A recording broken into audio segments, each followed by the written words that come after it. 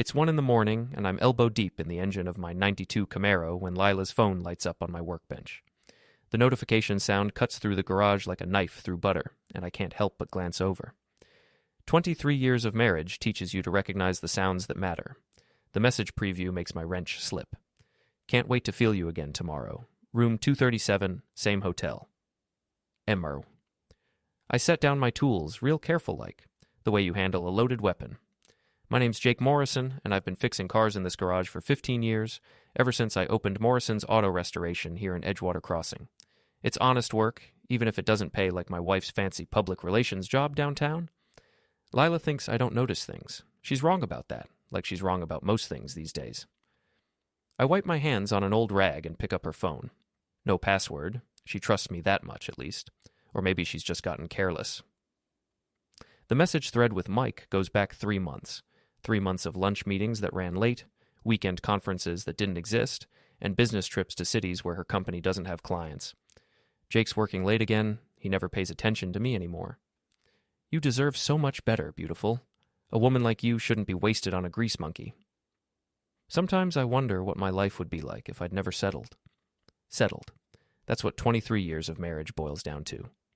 I scroll further back, and the messages get more detailed, more intimate. My stomach churns, but I keep reading. Knowledge is power, and right now I need all the power I can get. The garage door creaks as a wind picks up outside. Edgewater Crossing gets quiet after midnight, the kind of quiet Stephen King writes about in his small-town stories, the kind where secrets fester in the dark and everyone pretends not to notice. I take screenshots of everything, every message, every photo she sent him, every plan they made behind my back. My hands are steady, steadier than they've been in months. Maybe it's because I finally understand what's been eating at me. Lila comes home at 1:47 a.m., her heels clicking on the kitchen tiles above my head. She calls down to the garage.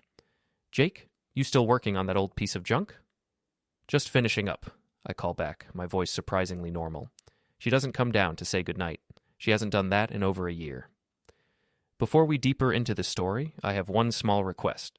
Please subscribe, drop a like, comment, and hit that hype button to boost this channel so more people can discover these incredible Reddit stories.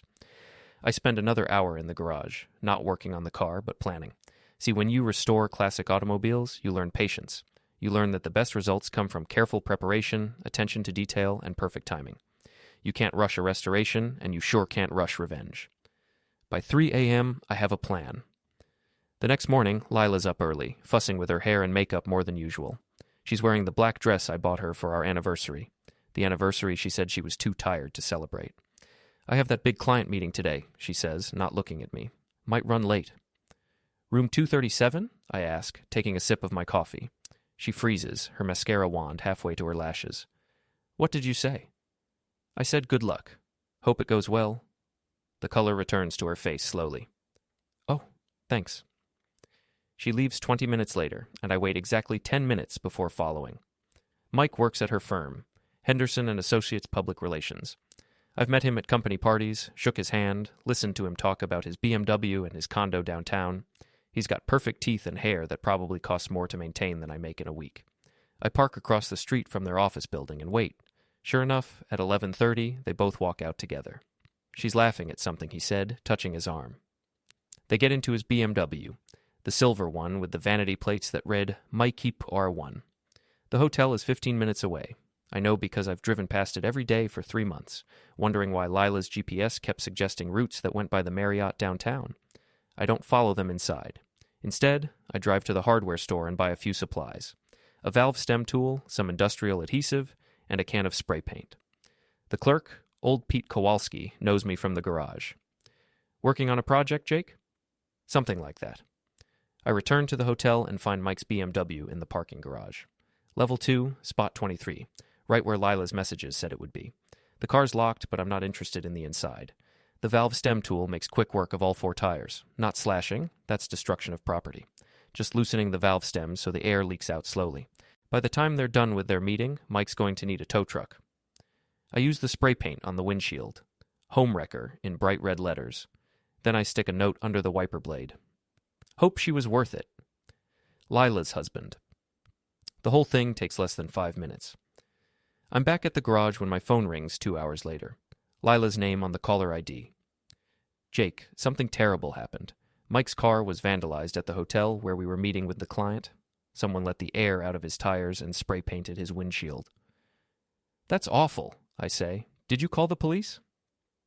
We're at the police station now, filing a report. I'll be home late. Take your time. I'll be here. After she hangs up, I pour myself a bourbon and sit in my favorite chair, the old recliner Lila's been trying to get me to throw away for 5 years. The one she says doesn't match her new decorating scheme. I raise my glass to the empty room. Round one to me. But this is just the beginning. 23 years of marriage doesn't end with flat tires and spray paint. No, this deserves something special, something that'll make both of them understand exactly what they've thrown away. My daughter Jessica calls while I'm planning my next move. She's 19, home from college for the weekend, and she's got her mother's talent for drama. Dad, Mom told me what happened to her friend's car. That's so scary. What if whoever did it comes after you guys next? Friend, that's what Lila's calling him now. I wouldn't worry about it, Jess. These things usually work themselves out. Mom says you've been acting weird lately. Are you okay? I look around my garage, at the tools I've collected over 15 years, at the cars I've brought back from the junkyard and made beautiful again. Everything here represents something I built with my own hands. Never been better, sweetheart. Never been better. The next few days pass like a slow-motion car wreck. Lila's jumpy, checking her phone constantly and looking over her shoulder like she expects the vandalism fairy to strike again. She's also being extra nice to me, which is more suspicious than if she'd just acted normal. I was thinking we should take a vacation, she says over breakfast on Thursday. Maybe go somewhere warm, just the two of us. I look up from my eggs. What about your big client projects? Work can wait. Our marriage is more important. Our marriage. The same marriage she's been complaining about to Mike for 3 months. That sounds great, honey. Let me just finish up a few jobs at the shop first. She smiles, but it doesn't reach her eyes. Of course, no rush. After she leaves for work, I drive over to Ray's boxing gym. Ray Castellanos has been running the place for 30 years, ever since he retired from the ring. He trained me back when I thought I might make something of myself with my fists instead of my hands. These days, the gym doubles as an unofficial counseling center for guys like me. You look like hell, Morrison, Ray says when I walk in. He's wrapping hands for Tommy Chen, a kid who's got real potential if he can stay out of trouble. Feel worse than I look. Ray nods to Tommy. Take 5, kid. Practice your footwork. We walk over to Ray's office, which is really just a desk in the corner surrounded by filing cabinets and old boxing posters. Ray pours 2 cups of coffee from a pot that's probably been brewing since the Clinton administration. Talk to me. I tell him everything about the messages, about Mike, about the hotel room. Ray listens without interrupting, which is one of his best qualities. So what's your plan? He asks when I'm done. I'm working on it. Don't do anything stupid. Prison orange ain't your color. I'm not going to hurt anybody, but I'm not going to roll over and play victim either. Ray leans back in his chair. You know what your problem is, Jake? You're too nice. Always have been. Sometimes nice guys gotta get mean. Mean I can do? Just remember, the best revenge is making them destroy themselves. You don't have to throw the punch if you can get them to walk into it. I spend the afternoon at the gym, working the heavy bag until my knuckles are raw and my shirt's soaked with sweat. Physical pain has a way of clearing the mental fog. By the time I leave, I know exactly what I'm going to do next. Mike lives in a condo complex called Riverside Towers, one of those glass and steel monuments to upward mobility that sprouted up around Edgewater Crossing like mushrooms after rain. I've been there exactly once, for a company barbecue where Mike spent 20 minutes showing off his balcony view and his stainless steel appliances. I don't go to his condo. Instead, I visit his ex-girlfriend. Tracy Mullins works at the DMV, which is how I know where to find her. She processed the registration for my pickup truck last year, and I remembered her mentioning that she used to date some PR guy who thought he was God's gift to women. It wasn't hard to put 2 and 2 together. The DMV closes at 5, and Tracy comes out looking like she's had a long day dealing with people who don't understand why they need 17 forms of ID to renew their license. Tracy? Jake Morrison. You helped me with my truck registration last year. She stops, looking confused. Oh, right, the blue Ford. Is there a problem with your paperwork? No, nothing like that. I was hoping I could buy you a cup of coffee. I wanted to ask you about Mike Patterson. Her expression changes instantly. Oh, what about him? Let's just say we have something in common now. The coffee shop down the street is one of those places that tries too hard to be trendy, with mismatched furniture and chalkboard menus. Tracy orders a latte with extra foam. I stick with black coffee. "He's cheating on someone else, isn't he?" she says before I can start my prepared speech. "My wife." Tracy laughs, but there's no humor in it. "Of course he is. That's Mike's specialty. Find a woman who's vulnerable, tell her everything she wants to hear, then move on when something better comes along." "How long were you together?" 8 months, long enough for him to convince me to co-sign a loan for that stupid BMW. Short enough that I was still making payments after he dumped me. "This is better than I hoped." "He stuck you with the car payments?" $12,000 worth. Said his credit was temporarily tied up in some investment opportunity. I was stupid enough to believe him. "What else did he lie about?" Tracy takes a long sip of her latte, studying me over the rim. "Why do you want to know?" "Because I'm going to make sure everyone in town knows exactly what kind of man Mike Patterson really is, and I figure you might want to help." She sets down her cup. "I'm listening." For the next hour, Tracy tells me everything. About Mike's gambling problem, his habit of borrowing money he never pays back, his tendency to date married women because they're less complicated. She even shows me text messages he sent after their breakup, begging her not to tell his boss about the loan situation. "He's got another girlfriend, too," she says. "Some married woman from his office. Been going on for months. That would be my wife. I'm sorry, I really am. But if it makes you feel any better, she's not special. Mike's got a type, and it's not about looks or personality. It's about what he can get from them." When I leave the coffee shop, I've got Tracy's phone number and a promise that she'll help me expose Mike when the time is right. I also have something more valuable. Confirmation that my wife isn't just a cheater, she's a fool. The drive home takes me past Henderson and Associates. The parking lot is mostly empty, but I can see lights on in the third-floor conference room. Lila's car is still there, along with Mike's BMW. Working late again. I park across the street and call Lila's cell phone.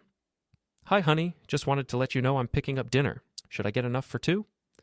"Oh, that's sweet, but I already ate. We ordered pizza for the team while we're working on this presentation." "What time do you think you'll be home?"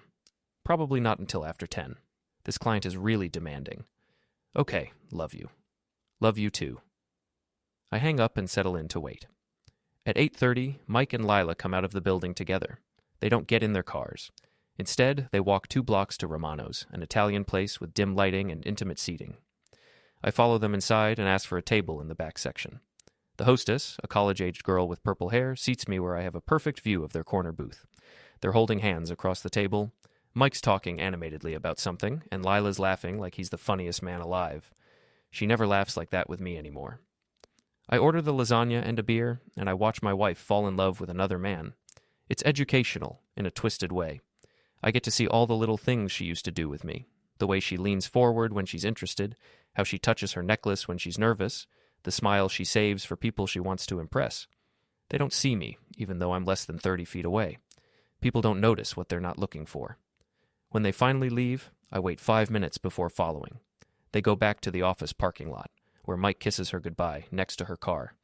Not a quick peck, but a real kiss, the kind that makes promises about what comes next. I drive home and pour myself another bourbon. Then I sit down at my computer and start typing. The email goes to everyone in Lila's contact list, her boss, her coworkers, her clients, her friends from college, her sister in California. The subject line reads, "The truth about Lila Morrison." I don't send it. Not yet. But it's ready when I need it. Friday morning brings the first real test of my acting ability. Lila's making pancakes, humming some tune I don't recognize, and she's wearing the perfume I bought her for Christmas. The perfume she claimed gave her headaches. "You seem happy," I say, settling into my chair at the kitchen table. "It's a beautiful day. The client presentation went well yesterday.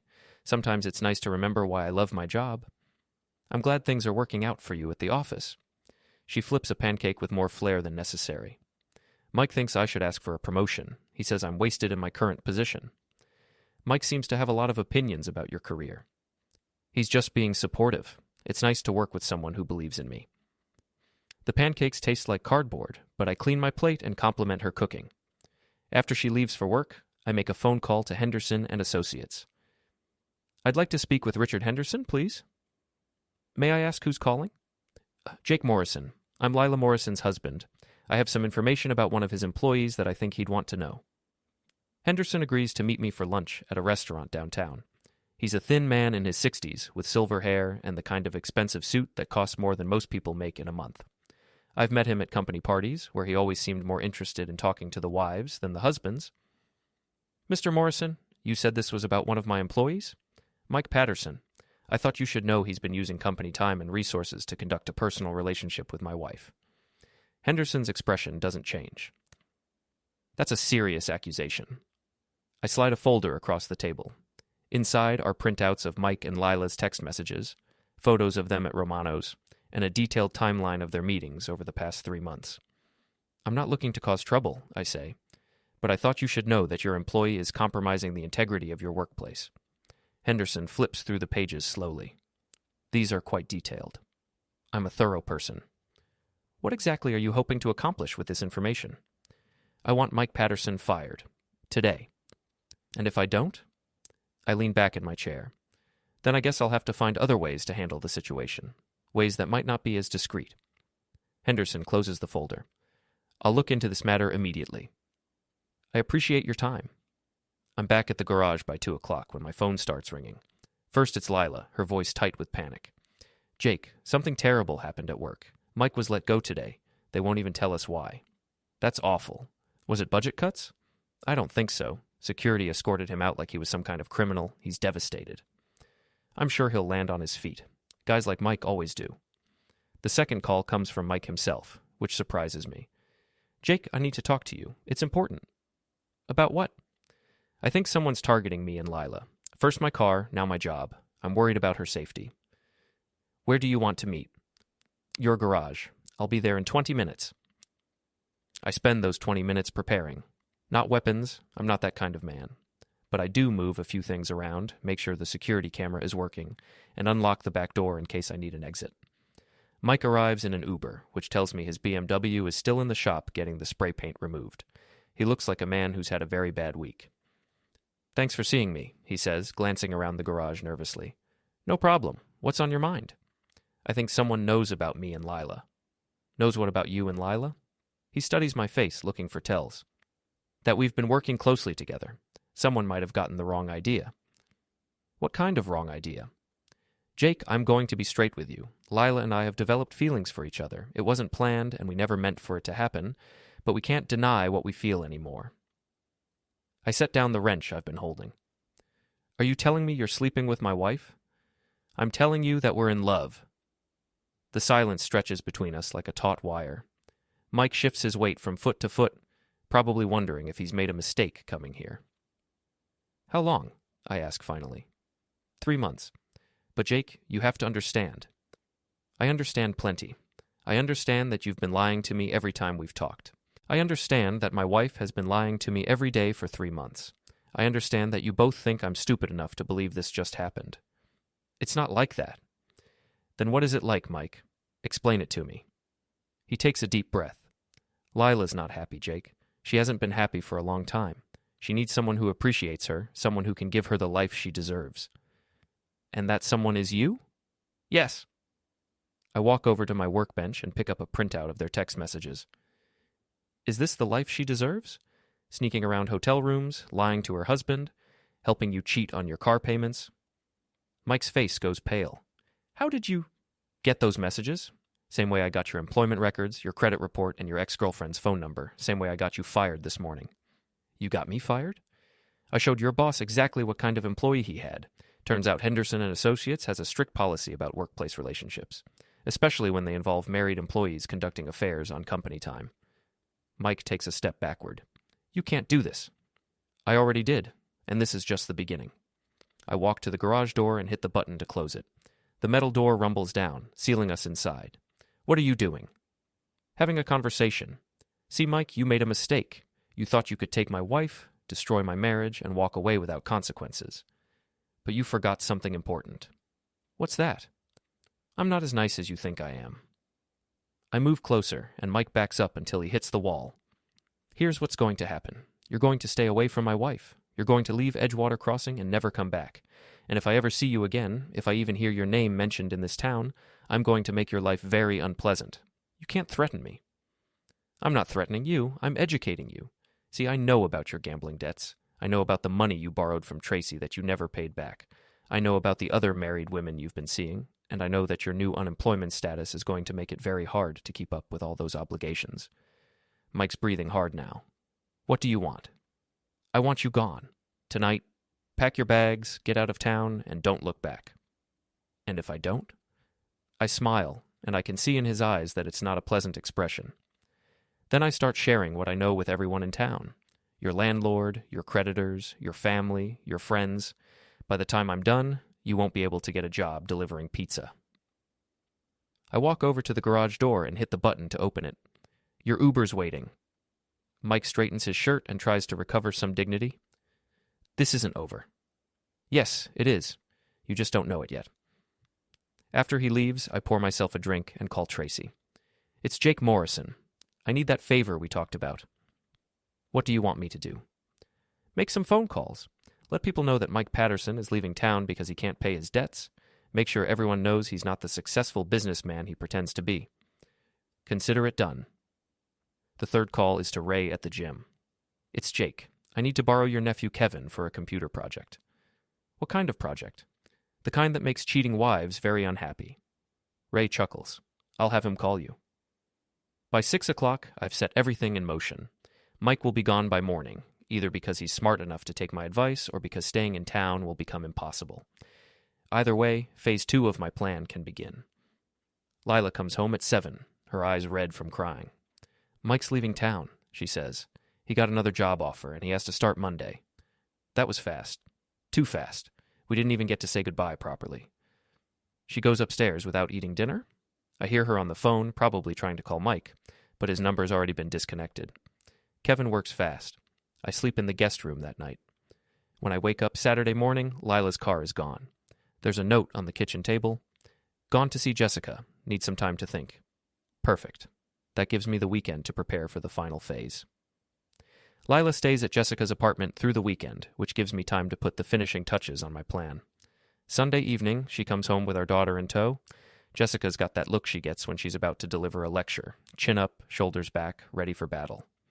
Dad, we need to talk, Jessica says before she's even through the front door. Hello to you too, sweetheart.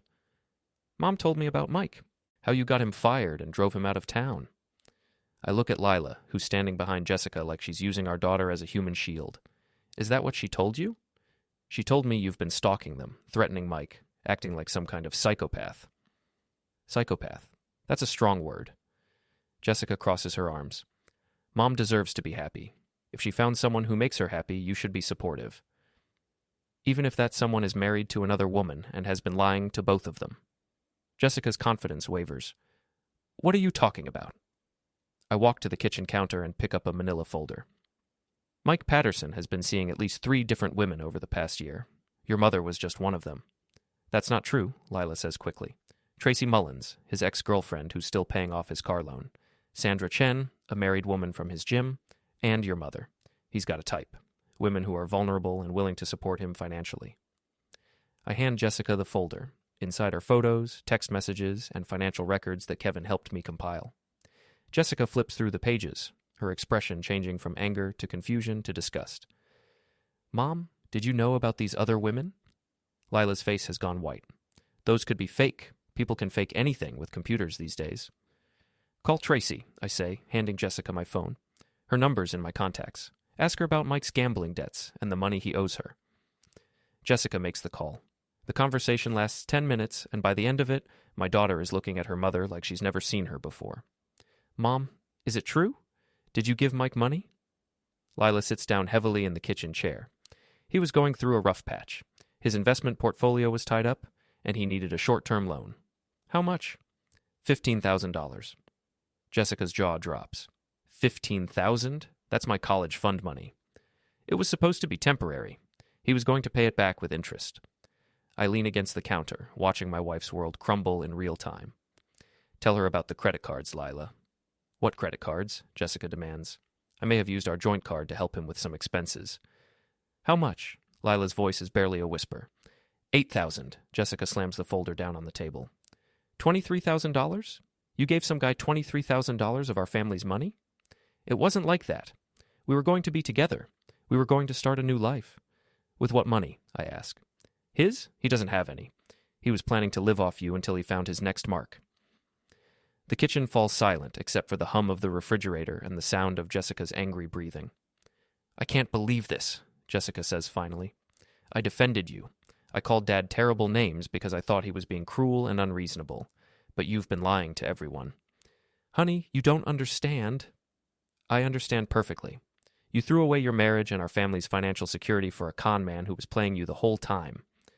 Jessica grabs her purse and heads for the door. I'm going back to school. Don't call me until you figure out how to fix this mess. After she leaves, Lila and I sit in the kitchen staring at each other across 23 years of marriage. You planned this, she says finally. I planned to find out the truth. Everything else was just following the logical consequences. You destroyed him. I exposed him. There's a difference. Lila starts crying, the kind of deep, body-shaking sobs that come from realizing you've made a mistake you can't undo. I loved him. No, you loved the idea of him. You loved the way he made you feel about yourself, but you never knew who he really was. And I suppose you're going to say I told you so? I pour myself a cup of coffee and sit down across from her. No, I'm going to say I'm sorry. She looks up, surprised. Sorry for what? Sorry that our marriage got to the point where you felt like you had to look elsewhere for happiness. Sorry that I didn't pay enough attention to notice you were unhappy. Sorry that it took another man to make me realize what I was losing. You're not angry? I'm furious. But not just at you. I'm angry at myself for letting us drift apart. I'm angry at Mike for taking advantage of you, and I'm angry at the situation that made all of this possible. Lila wipes her eyes with a tissue. So what happens now? That depends on what you want. I want Mike back. That's not going to happen. Even if I hadn't run him out of town, he was never going to leave his wife for you. Men like Mike don't leave comfortable situations for uncertain ones. How do you know? Because I talked to his wife. Nice woman. Turns out she's been supporting him for 3 years while he looked for the right opportunity. She had no idea about you or any of the others. Lila's face crumples again. He told me he was divorced. He told you a lot of things. Most of them were lies. We sit in silence for a while, the weight of everything that's happened settling between us like dust after an explosion. Can we fix this? Lila asks finally. I don't know. Can you live with the fact that I'll never trust you completely again? Can I live with the fact that you were willing to throw away everything we built together for a man you barely knew? I don't know either. I finish my coffee and stand up. Then I guess we'll figure it out as we go. Where are you going? To the garage. I've got work to do. Jake? I turn back to her. I really am sorry. About all of it. I know you are. The question is whether sorry is enough.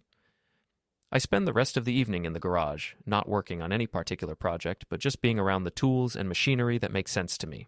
Cars are honest. When something's broken, you can see it, diagnose it, and fix it. People are more complicated. Around midnight, I hear footsteps on the stairs. Lila appears in the doorway, wearing the old robe she's had since college. I've been thinking about what you said, about figuring it out as we go. And? I want to try, if you're willing. I set down the wrench I've been holding. It's going to be hard work, harder than anything we've ever done. I know. And there are no guarantees. We might try everything and still not make it work. I know that too. I look at my wife, really look at her, for the first time in months. She's 41 years old, with laugh lines around her eyes and gray streaks in her hair that she's been covering with expensive dye. She's the mother of my daughter, the woman I promised to love for better or worse, and the person who just broke my heart into pieces. She's also the only woman I've ever loved. Okay, I say finally, let's see what we can fix. 3 weeks later, Lila and I are sitting in Dr. Patricia Hendrick's office, participating in what she calls couples counseling, and what I call paying someone to referee our arguments. The office smells like vanilla candles and disappointment. Jake, you mentioned that you're still having trouble with trust issues, Dr. Hendrick says. She's a woman in her 50s with kind eyes and the patience of someone who's heard every relationship disaster imaginable. That's putting it mildly. Can you be more specific? I glance at Lila, who's been unusually quiet today. I check her phone. I follow her to work sometimes. I ask her to account for every minute she's away from home. I know it's not healthy, but I can't seem to stop myself. And how does that make you feel, Lila? Like I'm married to a detective instead of a husband, Lila says.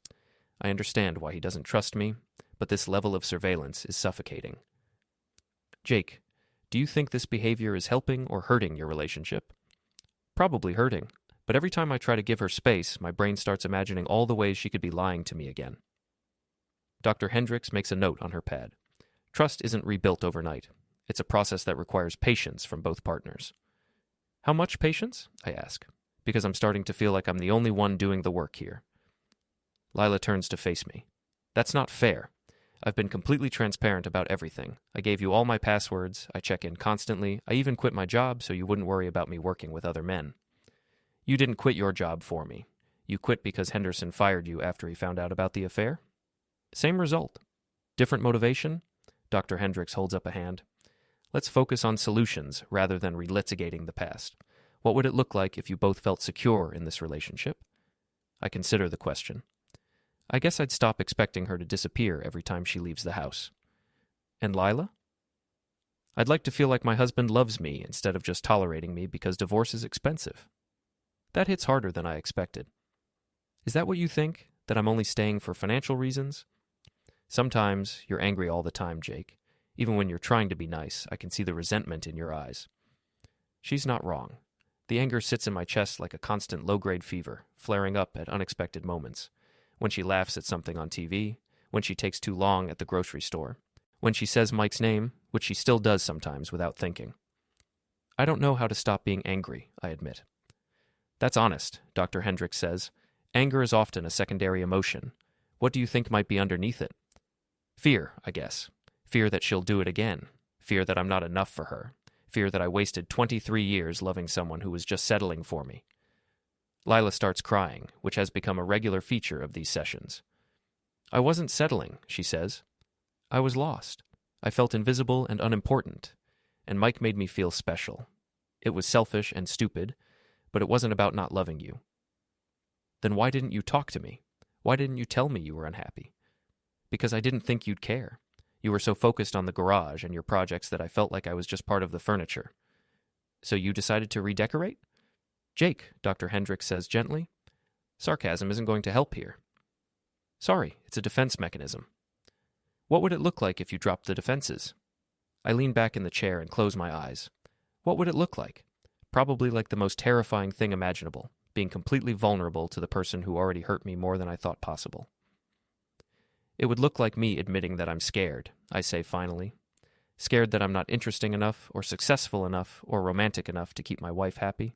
Scared that she's going to wake up one day and realize she made a mistake coming back to me. And Lila, what would it look like if you dropped your defenses? Lila takes a shaky breath. It would look like me admitting that I sabotaged our marriage because I was afraid of getting older and becoming irrelevant. Mike made me feel young and desirable again, and I got addicted to that feeling. I threw away everything real for something that was completely fake. We sit in silence for a moment, the weight of our admissions hanging in the air like smoke. This is good work, Dr. Hendricks says. You're both being honest about your fears and motivations. That's the foundation for rebuilding trust. How long does it take? Lila asks. There's no timeline. Some couples recover from infidelity in months, others take years, some never recover at all. Encouraging, I mutter. The couples who make it are the ones who do the work consistently, even when it's uncomfortable. They choose each other every day, not just once at the altar. After the session, Lila and I drive home in relative silence. It's not the angry silence of the past few weeks, but something more contemplative. Do you want to get dinner somewhere? She asks as we pull into our driveway. Sure. Where do you want to go? How about Romano's? I look at her like she's lost her mind. The place where you used to meet Mike? That's exactly why we should go there. I want to replace those memories with better ones. That seems like psychological torture. Maybe, or maybe it's exactly what we need to do. Romano's looks different in the daylight.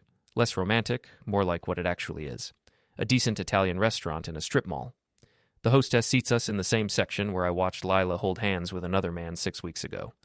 This is weird, I say, looking around. Everything's weird right now. We might as well embrace it. The waitress brings menus and takes our drink orders. Lila gets wine. I stick with water. I keep thinking about what Dr. Hendricks said, Lila says, about choosing each other every day. What about it? I stopped choosing you somewhere along the way. I got comfortable and lazy and started taking you for granted. I did the same thing. I chose my work and my projects and my routines over paying attention to my wife. So what do we do now? I look across the table at this woman I've known for half my adult life. She's wearing the blue sweater I bought her for her birthday 2 years ago, and her hair is pulled back in the simple ponytail she wears when she's not trying to impress anyone. I guess we start choosing each other again. Even though it's scary, especially because it's scary. The waitress brings our food, and we eat in comfortable silence for the first time in months. When the check comes, I reach for my wallet, but Lila stops me. Let me get this one. You don't have a job. I will soon. I have an interview next week with a small marketing firm. It's not as prestigious as Henderson and Associates, but it's a fresh start. What kind of marketing? Small businesses mostly. Local restaurants, auto repair shops, that kind of thing. I raise an eyebrow. Auto repair shops? I thought maybe I could help you expand Morrison's auto restoration. You do beautiful work, Jake. More people should know about it. You want to be my marketing consultant? I want to be your partner in everything. On the drive home, I make a decision that surprises both of us. Let's go away for the weekend, I say. Where? I don't care. Somewhere we've never been together. Somewhere without history or baggage or memories of anyone else. What about the garage? The cars will wait. This is more important. That night, we book a cabin in the mountains 3 hours away. No cell service, no internet, just us and whatever we can figure out together. It's not a fairy tale ending. We still have bad days, moments when the anger flares up or the trust wavers. But it's a beginning, which is more than I thought we'd have a month ago. The last entry in my journal, the one I started keeping at Dr. Hendricks' suggestion, reads, Day 47 post-discovery. Lila and I are learning to be married again. It's harder than the first time, but maybe that's because we know what we're risking now. The alternative to trying is losing everything we built together, and neither of us is ready for that.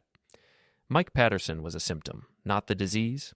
The disease was neglect, and the cure is attention. Daily, deliberate, difficult attention to the person you promise to love. Some promises are worth keeping, even when keeping them hurts. Especially then. The garage is quiet tonight, but it's the good kind of quiet. The kind that means work is done and rest is earned. Tomorrow, Lila and I will wake up and choose each other again. And maybe, if we're lucky and stubborn and willing to do the work, we'll keep choosing each other until one of us doesn't wake up anymore. That's not a guarantee, but it's a hope, and sometimes hope is enough to build on.